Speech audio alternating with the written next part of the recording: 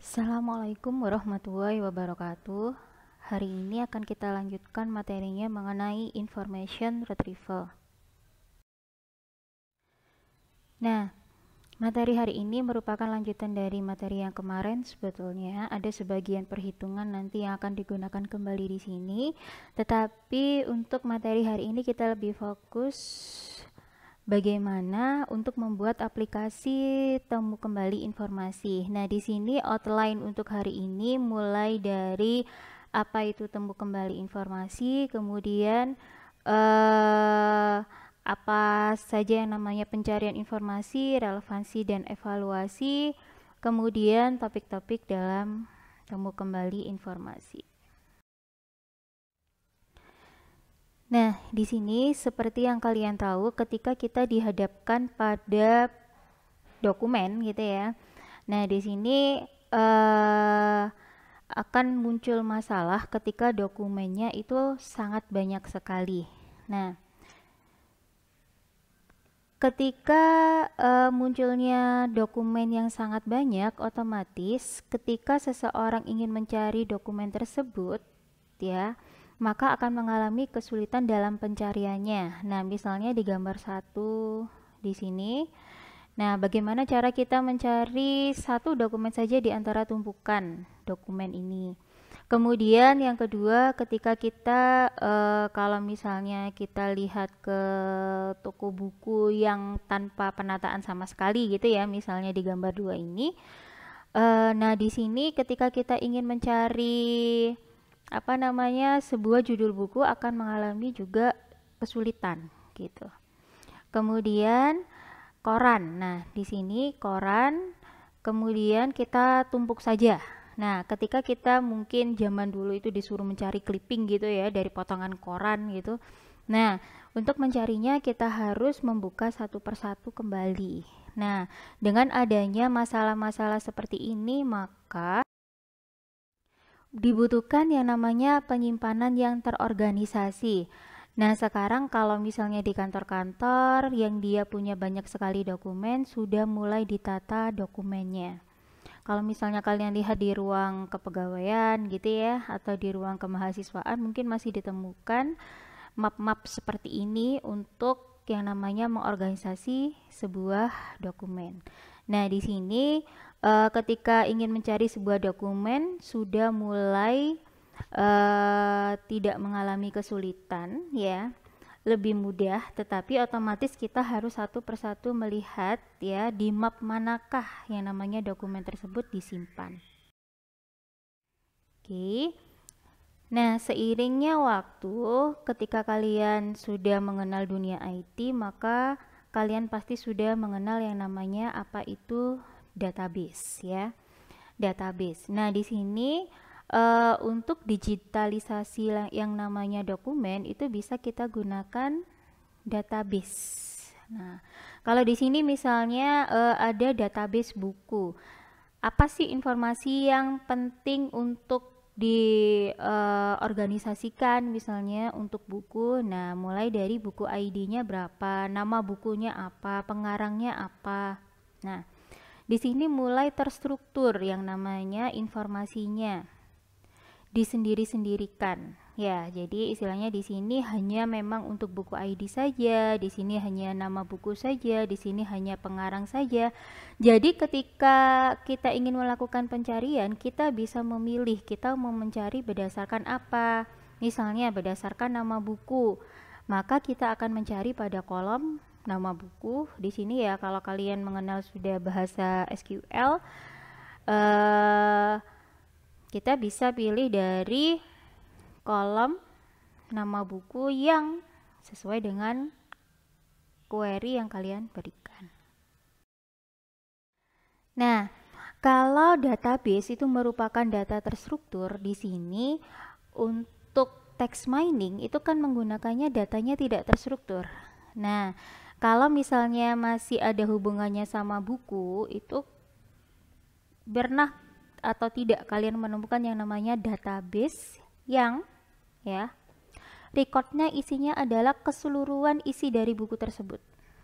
Nah, tentu saja kan tidak. Biasanya informasi yang terstruktur itu hanya informasi yang memang sudah dipilih atau distrukturkan untuk disimpan di dalam sebuah database. Nah, kalau misalnya informasi tidak terstruktur seperti misalnya di sini ya, kalau ada novel Andrea Hirata, kemudian saya ingin tahu siapakah pemain utama dalam novel ini gitu ya, atau peran utamanya siapa, kemudian di manakah setting atau latar belakang dari novel ini. Oke, ketika kalian ingin menjawab pertanyaan saya, otomatis ya kalian harus membaca buku tersebut gitu kan ya. Nah, membaca satu persatu halaman buku tersebut baru kalian bisa menyimpulkan apa jawaban dari pertanyaan saya. Nah, di sini informasi-informasi yang terkandung di dalam buku tersebut itu tidak distrukturkan gitu. Nah, oke, maka problem inilah yang nanti akan diselesaikan oleh text mining. Jadi dia akan mengatasi data-data yang memang tidak terstruktur. Nah, ketika kalian masuk ke digital library-nya UB gitu ya, atau istilahnya digital library dimanapun, itu kalian pasti akan dihadapkan sama pilihan ketika kalian ingin searching. Nah, kalian mau searching by title, by year atau tahunnya, lokasinya, kriterianya. Nah, di sini itu kenapa kalian harus memilih ini terlebih dahulu. Lain halnya dengan kalian ketika mau googling gitu kan ya. Googling kalian langsung aja tulis query-nya gitu tanpa perlu memilih apapun, otomatis pasti bisa gitu. Tapi kalau misalnya di informasi yang disimpan dalam sebuah database, otomatis kita harus memilih salah satu istilahnya constraint atau batasan gitu ya, di mana yang namanya query tersebut akan dicocokkan. Nah, di sini kalau berdasarkan search engine, kita dengan bebas tanpa harus istilahnya memilih-milih constraint apa atau batasan apa. Di sini kita tinggal memasukkan query saja, search otomatis kata yang sesuai dengan query, apapun itu bentuknya ya. Apapun itu bentuknya, apapun itu file formatnya, itu pasti akan muncul di hasil pencarian. Nah, ini yang dinamakan pencarian di data yang tidak terstruktur. Karena seperti yang pertemuan sebelumnya saya bilang bahwa data terstruktur kalau dibandingkan dengan data tidak terstruktur, jauh lebih banyak data yang tidak terstruktur. Nah, di sini kembali lagi saya mengingatkan kalian kembali mengenai apa itu data retrieval sama information retrieval. Nah, di sini kalau data retrieval datanya sudah terstruktur dengan baik dalam bentuk baris, tabel, kolom, feed. Nah, di sini kalau kita bilang ketika kita searching di sebuah database, saya tidak bilang itu information retrieval, tetapi itu dinamakan data retrieval karena kita mencari data di situ, bukan sebuah informasi. Tapi kalau istilahnya kan di sana isinya sudah terstruktur gitu ya. Nah, maka kita bisa memilih di manakah letak data di dalam struktur tersebut. Nah, kalau misalnya information retrieval, dia akan melibatkan data yang tidak terstruktur atau teks. Nah, di sini tidak terstruktur dan terstruktur. Apa maksudnya? Mungkin sebagian dari informasinya itu dibuat terstruktur. Paling gampang gini misalnya. Nah, kalau misalnya di pencarian search engine itu kan kadang muncul yang namanya hasil pencariannya itu merupakan nama filenya gitu ya. Nama filenya kemudian di kutipan hasil dari pencariannya itu maka isinya yang sesuai dengan query tersebut yang seperti apa. Nah, ini itu biasanya makanya kadang dibuat terstruktur itu sedikit gitu. Maksudnya sedikit apa? Misalnya kita untuk menyimpan misalnya sebuah buku ya, informasinya kita simpan dalam 2 field saja cukup ya, karena isinya hanya judul sama yang di dalamnya adalah isi keseluruhan dari buku tersebut. Nah, itu nanti hanya untuk mempermudah hasil tampilannya biasanya untuk yang bagian terstrukturnya.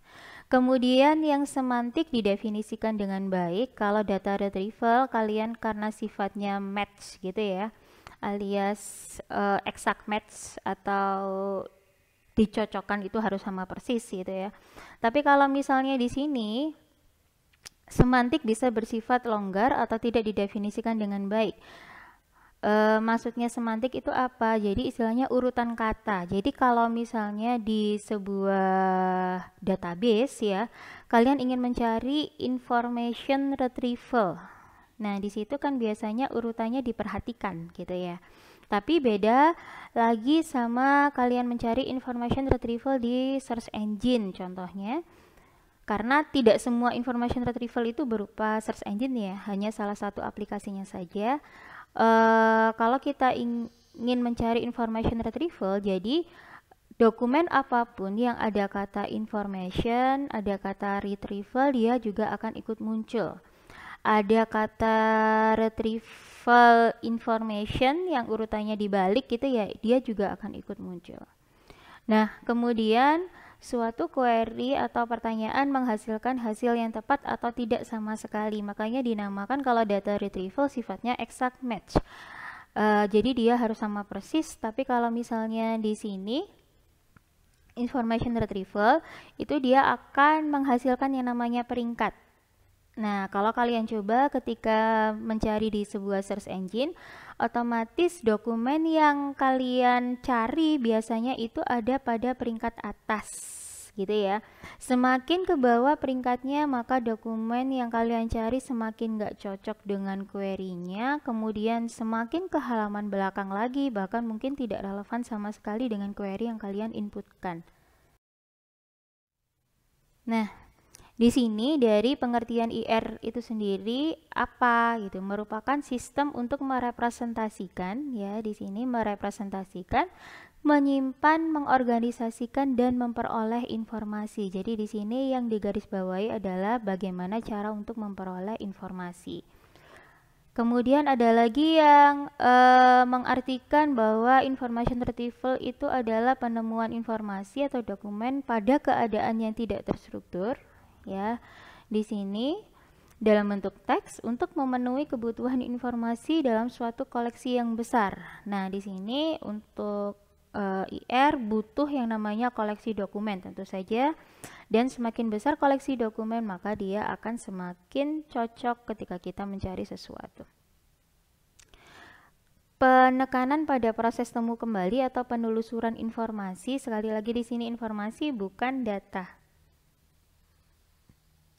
Ya, kemudian karakterisasi kebutuhan informasi tidaklah mudah, jadi harus ditranslasi ke dalam suatu query terlebih dahulu.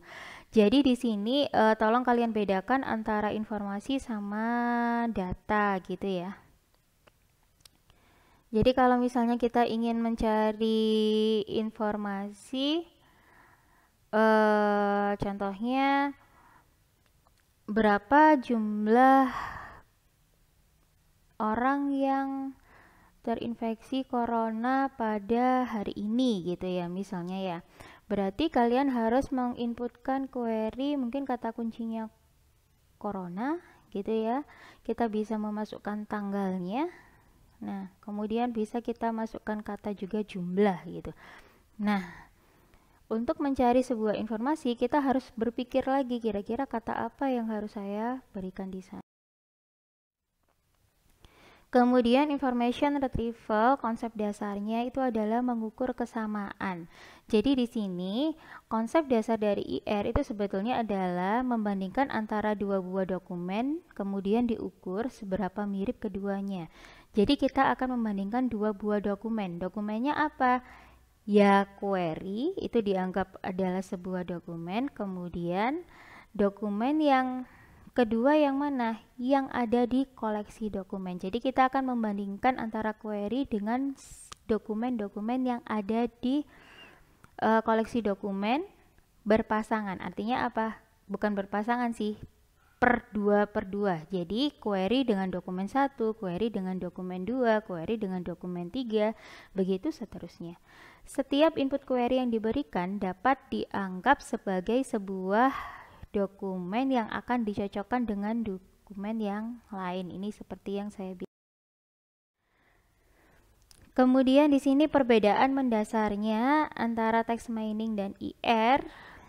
Ya, sekali lagi, kalau text mining menemukan informasi yang relevan dan bermanfaat dari sekumpulan data besar yang kelihatannya tidak berguna. Jadi kita betul-betul memining di sini. Tapi kalau IR mencari informasi yang relevan. Nah, di sini ada hubungannya sama relevan di antara informasi-informasi lain yang berguna di sini, namun dia tidak relevan.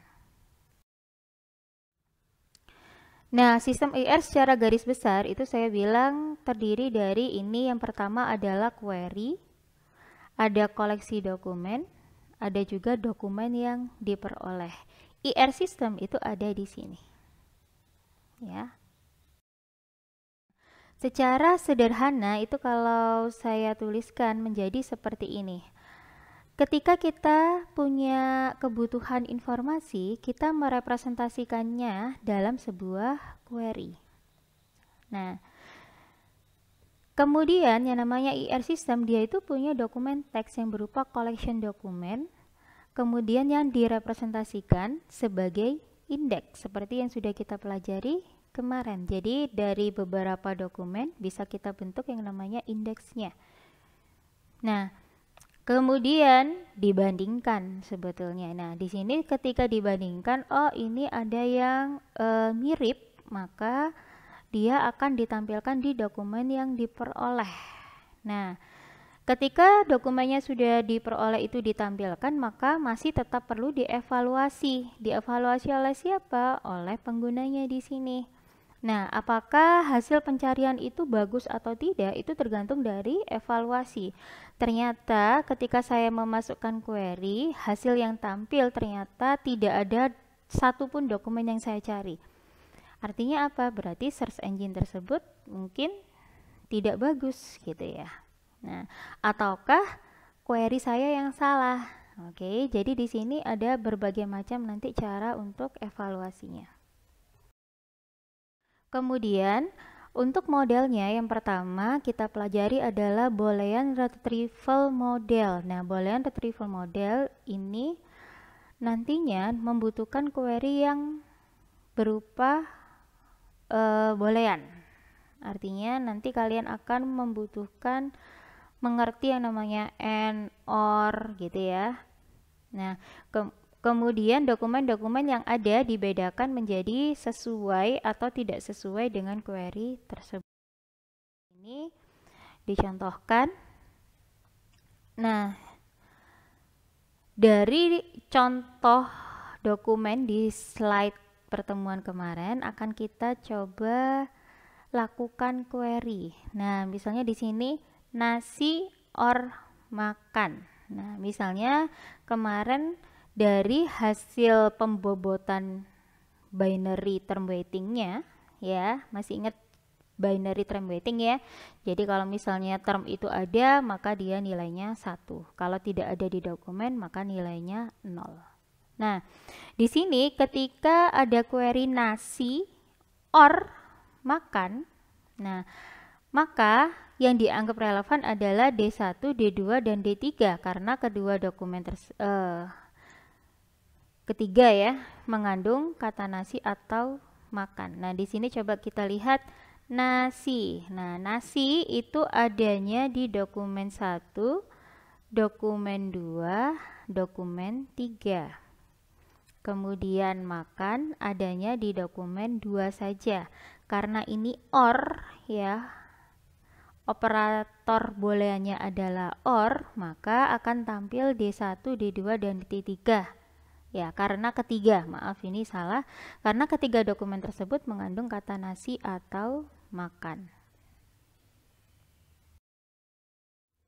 Nah, di sini selanjutnya, misalnya sekarang diganti operatornya N, ya, bus N tumpang. Nah, bus itu ada di dokumen 4 dan 5, tumpang ada di dokumen 4 dan 5. Nah, berarti kalau N dua-duanya harus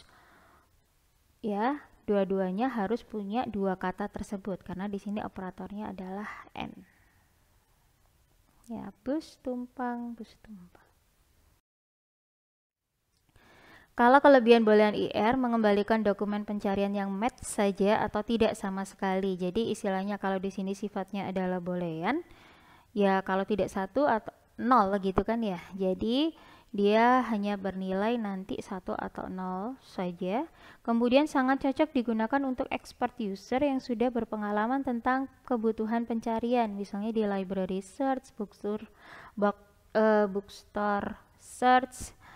Jadi gini, istilahnya di sini expert user itu adalah orang yang mengerti bagaimana operator boolean itu digunakan.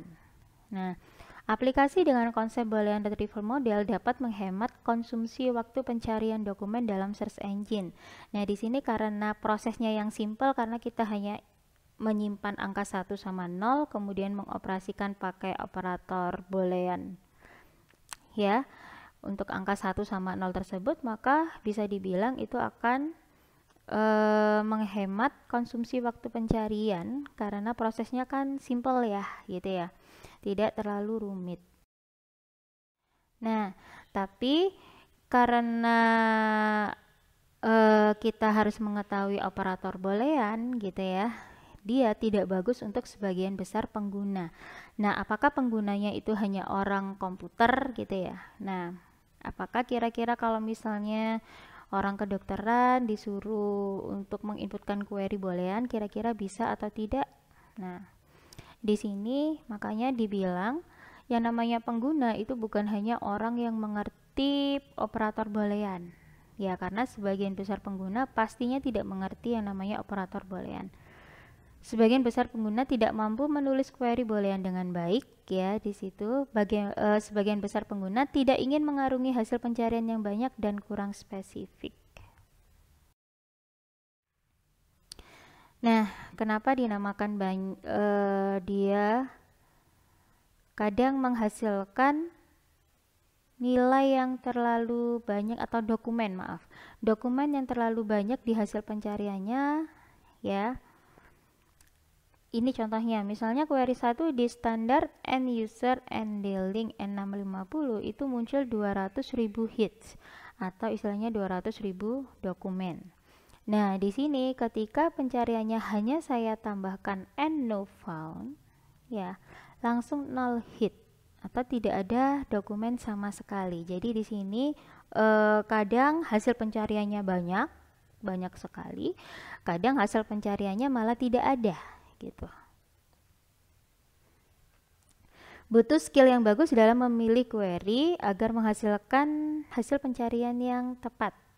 And itu kadang memberikan hasil yang terlalu sedikit, kalau or memberikan terlalu banyak sekali.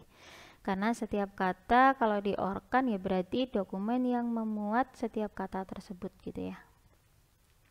Nah, untuk model selanjutnya adalah ring retrieval model. Nah, ini biasanya yang sering kita pakai.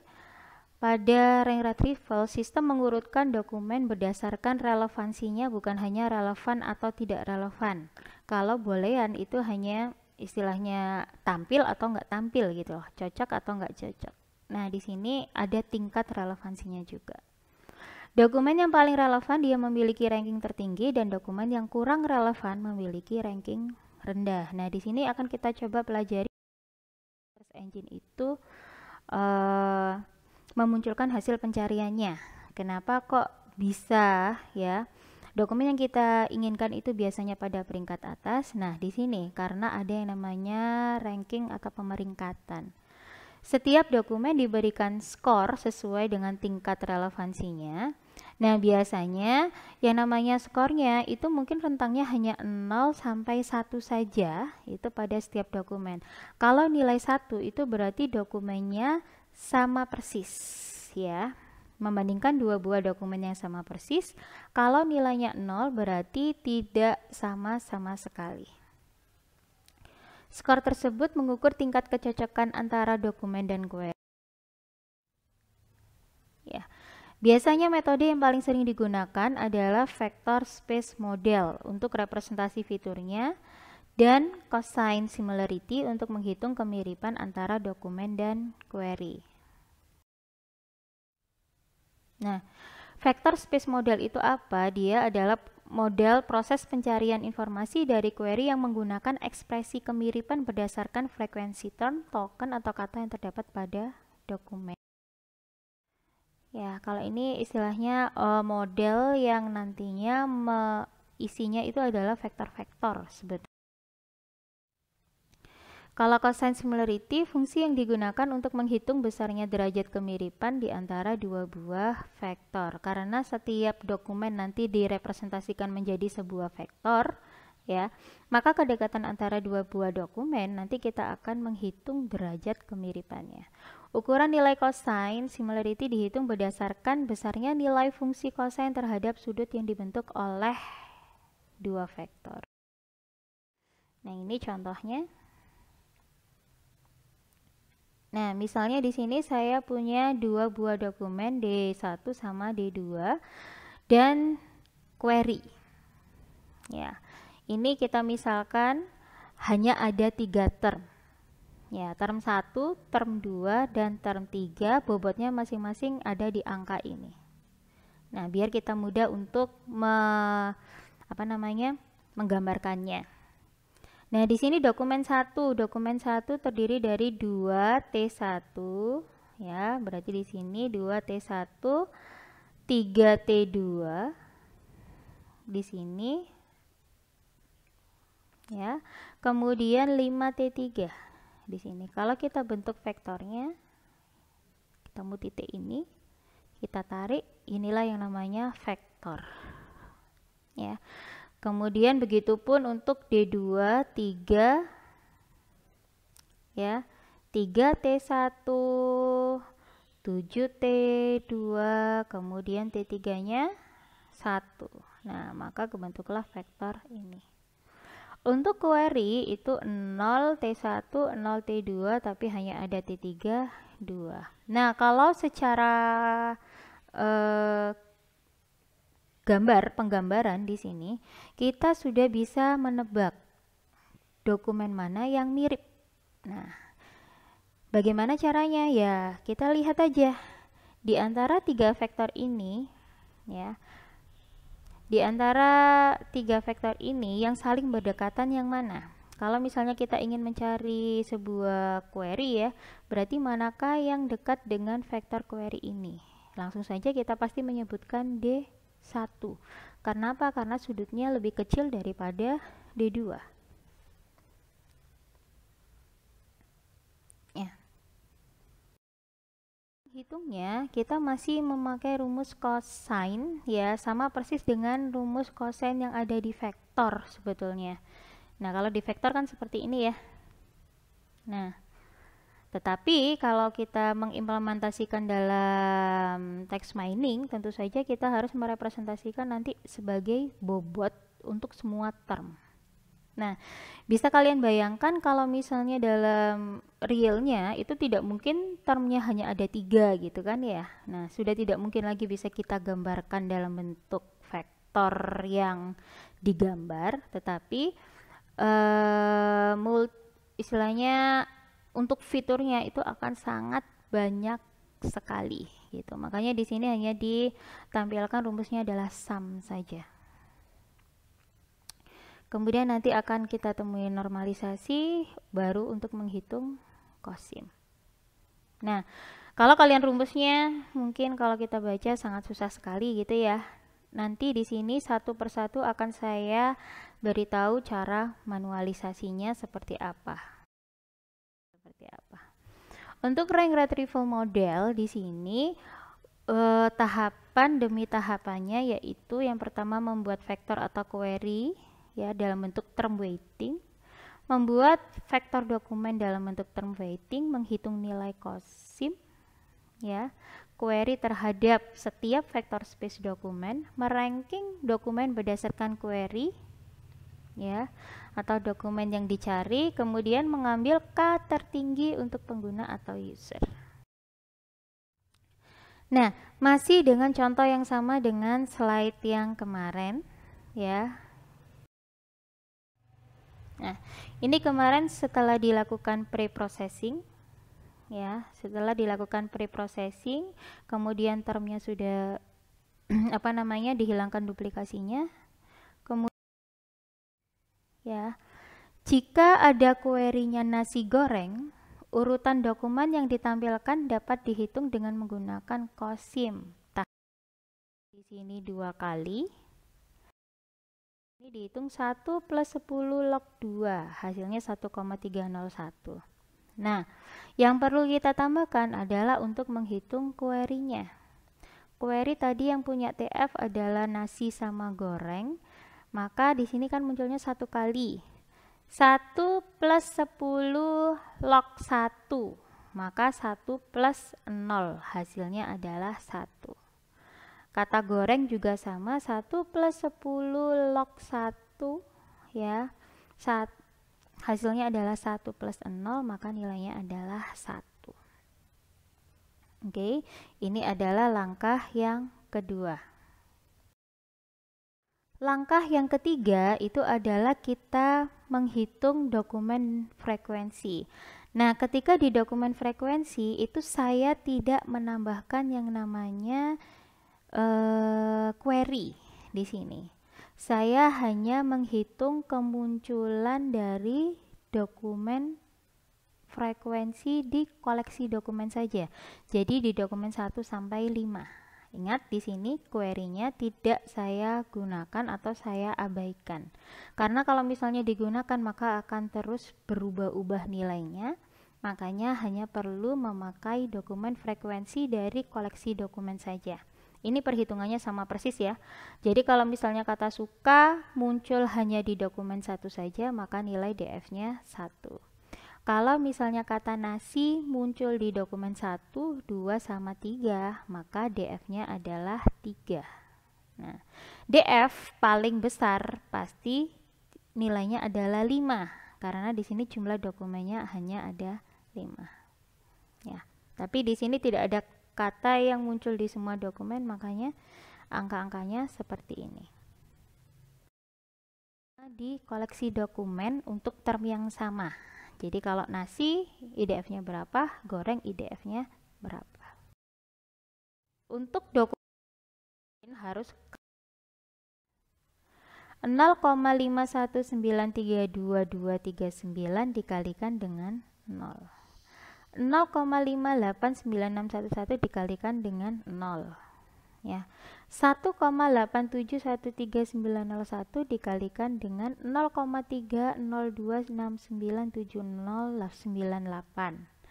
Nah, 0,5896114 dikalikan 0,953088681 ditambah ini 0. Anggap aja kalau sudah 0 semua, otomatis kalau dikalikan kan pastinya 0. Nah, saya detailkan hasil perhitungannya adalah 0,6185973. Nah, di sini karena istilahnya di belakang koma itu jangan sampai di belakang koma hanya ada 2 digit ya. Biasanya kalau 2 digit itu angka nanti yang didapatkan bisa 1 kok. Kalau misalnya 2 buah dokumen itu sama persis, itu dia bisa di atas 1 koma besar gitu.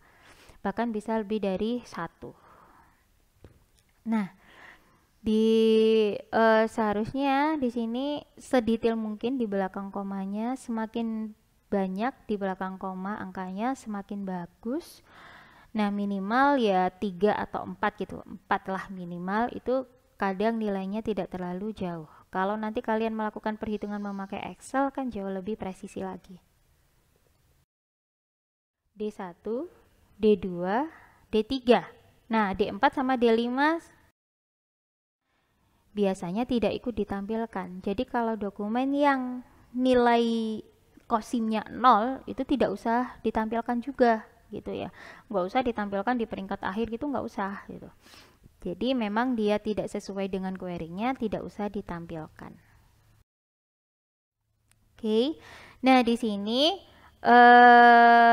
di slide-nya ada kata latihan ya, tetapi di sini saya anggap sebagai tugas karena kalian nantinya harus melanjutkan ya melanjutkan latihan yang kemarin. Kan kalian sudah memberikan pembobotan ya. Untuk kemarin kalian sudah latihan memberikan bobot untuk dokumen ini, 4 dokumen ini. Sekarang kalau misalnya ada query kucing lari, nah urutkan dokumen yang sesuai dengan nilai similarity-nya. Nah, jadi kalau misalnya ada query kucing lari, oke, dokumen mana saja yang sesuai dan harus diurutkan. Jadi di sini harus ketemu nilai kosimnya. Kalian nanti secara detailnya saya suruh di Excel, karena di Excel kan bisa memakai rumus gitu ya. Jadi tinggal kalian setting rumusnya seperti apa. Saya harapkan manualisasinya yang tadi saya jelaskan di slide sudah jelas, jadi kalian bisa membuat rumus di Excel itu betul ya. Itu untuk tugas yang pertama ya. Jadi di sini saya anggap ini adalah tugas yang pertama. Sekian penjelasan dari saya. Sekian, wassalamualaikum warahmatullahi wabarakatuh.